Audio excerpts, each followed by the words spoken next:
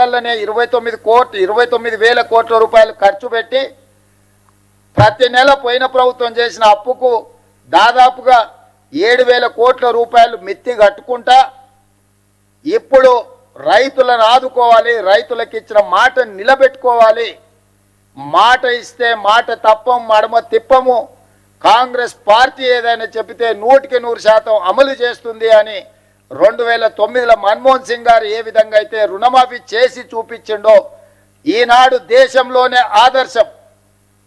కొంతమంది ఎక్కడెక్కడి నుంచో వచ్చి ఒక ఆయన గుజరాత్ మోడల్ అంటాడు, ఇంకొక ఆయన ఇంకేదో మోడల్ అంటాడు.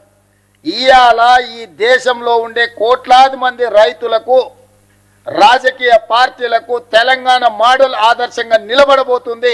తెలంగాణ రాష్ట్రం మాట ఇచ్చి రైతులకు 2 లక్షల రూపాయల రుణమాఫీ ఏకకాలంలో అధికారంలోకి వచ్చిన మొదటి 8 నెలల లోపలనే శ్రీమతి సోనియా గాంధీ గారు, శ్రీ రాహుల్ గాంధీ గారు ఇచ్చిన మాట నిలబెట్టుకొని ఈరోజు దేశంలోనే ఆదర్శమైన ప్రభుత్వంగా తెలంగాణ మోడల్గా ఈరోజు మనము నిలబడ్డము. వ్యవసాయం దండుగా కాదు, వ్యవసాయం పండుగని నిరూపించినాం. రైతుల కోసమే ఈ ప్రభుత్వం ఉన్నది, రైతును రాజును చేయడమే ఈ ప్రభుత్వం యొక్క లక్ష్యం. ఇది ప్రజా ప్రభుత్వం అని చెప్పి ఈనాడు మనం నిరూపించుకున్నాం. ఇవాళ దేశంలోనే మనం తలెత్తుకునే విధంగా ఈ కార్యక్రమం ఉండబోతుంది. మీ అందరి సహకారం ఉండాలి. ఆనాడు సవాళ్ళు విసిరిన వాళ్ళకి నా విజ్ఞప్తి ఒక్కటే, మిమ్మల్ని రాజీనామా చేయమని మేము అడగం, ఎందుకంటే మీరు ఎట్లాగూ పారిపోతారు మాకు తెలుసు. కాకపోతే ఇప్పటికైనా కాంగ్రెస్ మాట ఇస్తే మాట నిలబెట్టుకుంటుంది. సోనియా గాంధీ గారు, రాహుల్ గాంధీ గారు మాట ఇస్తే అది శిలాశాసనం, ఆ మాట తప్పరు. రాజకీయ ప్రయోజనాల కోసం గాంధీ కుటుంబం మాట ఇవ్వదన్న సంగతిని మీరు గుర్తుపెట్టుకోవాలి. మీలాంటి మాటలు గాంధీ కుటుంబం ఇవ్వదు.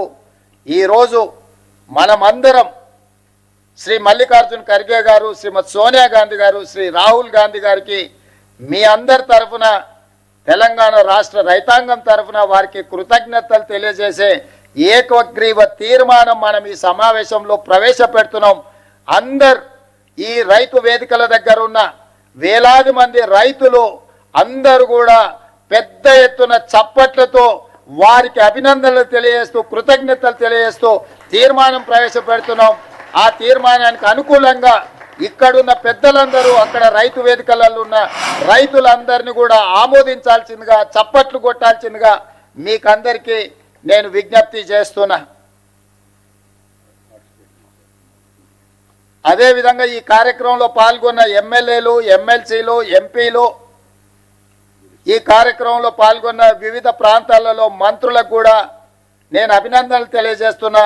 ఈ కార్యక్రమాన్ని విస్తృత స్థాయిలో గ్రామాలలో గ్రామ సభలు పెట్టి ప్రజలకు చేరవేయండి. ఎవరికైనా అవగాహనలో లోపం ఉంటే కాంగ్రెస్ పార్టీ కార్యకర్తలు రైతులకు సహకరించి, రైతులను సమన్వయం చేసి బ్యాంకుల దగ్గరికి తీసుకెళ్ళి వాళ్ళకు సహాయంగా ఉండి వాళ్ళ రుణమాఫీ జరిగే విధంగా మీరు ముందుకు వెళ్ళాలి అని చెప్పి మా సహచార శాసనసభ్యులకు, శాసనమండలి సభ్యులకు, పార్లమెంట్ సభ్యులకు నేను సూచన చేస్తున్నా.